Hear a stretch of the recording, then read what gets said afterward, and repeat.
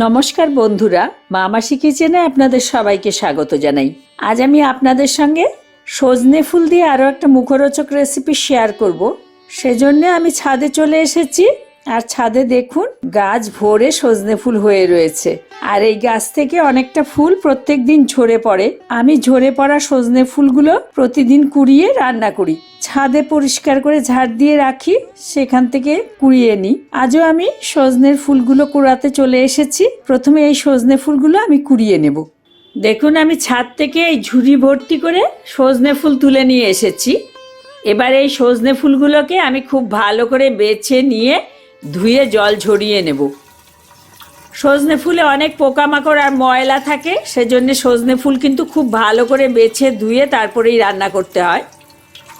আমার বাড়ির গাছে সজনে ফুল বলে অতটা ময়লা থাকে না, কিন্তু বাজার থেকে যখন সজনে ফুল কিনে আনবেন বেছে ধুয়ে জল ঝরিয়ে তারপরেই রান্না করবেন। সজনে ফুলটা ভালো করে ধুয়ে নিয়ে এসেছি। এবার একটা ডেকচিতে খানিকটা জল নিয়ে তাতে সজনে ফুলগুলো আমি ভিজিয়ে 4-5 মিনিট মতো রেখে দেব। আর একটুখানি নুন দিয়ে দেব। এতে করে যদি কোনো পোকামাকড় থাকে তাহলে সেগুলো জলের নিচে পড়ে যাবে আর ওপরে সজনে ফুলগুলো ভাজবে। সেই সজনে ফুলগুলোকে আমি তুলে নেব। 5 মিনিট ভিজিয়ে রেখে দিলাম, জলটা ঝরিয়ে নিয়েছি। এবার ঝুড়ির মধ্যে আমি খানিকক্ষণ রেখে দেব, তাহলে এক্সট্রা যে জলটা রয়েছে সেটাও সম্পূর্ণ ঝরে যাবে। আমি হাফ কাপ মুসুর ডাল 3-4 ঘন্টা আগে ভিজিয়ে রেখেছিলাম। এই মুসুর ডালটা এখন আমি মিক্সির বাটিতে নিয়ে নেব। আমি ডালটা ভালো করে পিষে নেব, তবে এটাতে আলাদা করে কোনো জল ব্যবহার করব না। মুসুর ডালটা ভেজানো ছিল, তাতে যে জলটুকু টেনে নিয়েছিল সেই জলটাতেই বাটা হয়ে যাবে। আর খুব মিহি করেও ডালটা পিষতে হবে না, মোটামুটি পেশা হলেই হবে। দানা দানা একটু থাকলেও ভালো।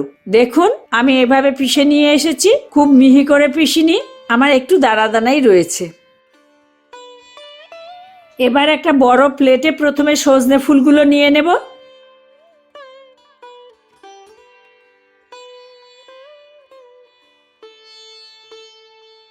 এতে এক এক করে দিয়ে দেব বেটে নেওয়া ডালটা,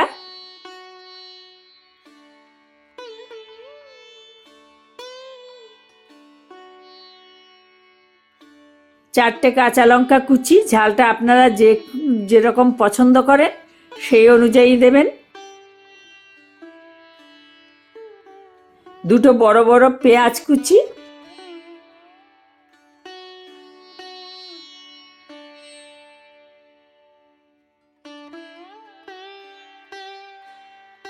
আধা চা চামচ হলুদ গুঁড়ো, স্বাদ মতো নুন,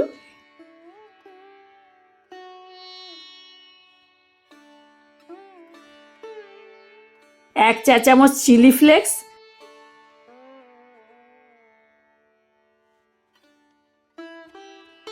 আধা কাপ চালের গুঁড়ো, 1/4 কাপ বেসন, 1 চা চামচ আদা বাটা, 1 চা চামচ রসুন বাটা। আমি পাত্রটা একটু ছোট নিয়ে ফেলেছি, তাই এখন এই সবগুলো আমি একটা বড় পাত্রে ঢেলে নেব।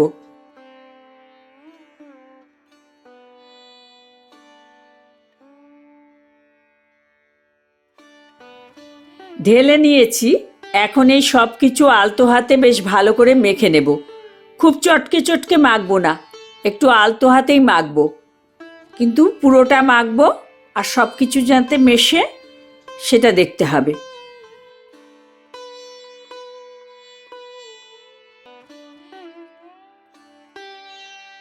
আমি পুরোটা ভালো করে মেখে নিয়েছি। এবার একটা প্যানে খানিকটা তেল গরম করে নেব। তেল গরম হয়ে গেলে 1 চামচ করে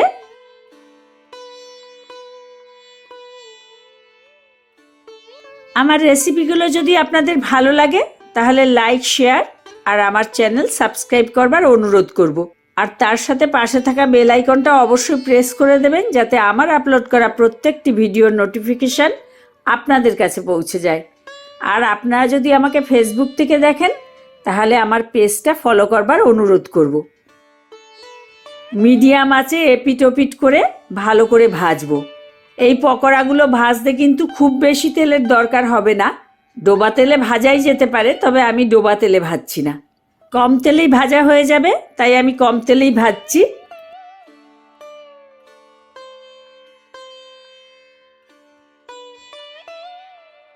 এই পকোড়াগুলো ভালো করে ভাজা হয়ে গেছে, এবার এগুলোকে তুলে নেব আর বাকি পকোড়াগুলো একইভাবে ভেজে নেব। আমার চ্যানেলে সজনে ফুলের আরও 2-3 রকমের রেসিপি দেওয়া রয়েছে, আপনারা না দেখে থাকলে দেখে নিতে অনুরোধ করব। আমি ডেসক্রিপশন বক্সে লিংক দিয়ে রাখবো। দেখুন আমি সবকটা পকোড়া ভেজে নিয়েছি, এবার গরম গরম সার্ভ করে দেব। এই সজনে ফুলের পেঁয়াজিগুলো ভাতের সঙ্গে তো বটেই, সন্ধ্যাবেলায় চায়ের সঙ্গেও খেতে কিন্তু ভীষণই ভালো লাগবে। বাড়িতে অবশ্যই বানিয়ে দেখবেন, আশা করি ভীষণ ভালো লাগবে আপনাদের। বছরের মাত্র কয়েকটা দিন এই সজনে ফুল পাওয়া যায়, যেমন উপকারী তেমনি এইসব রান্নাগুলো খুব উপাদেয় হয়, তাই যে কদিন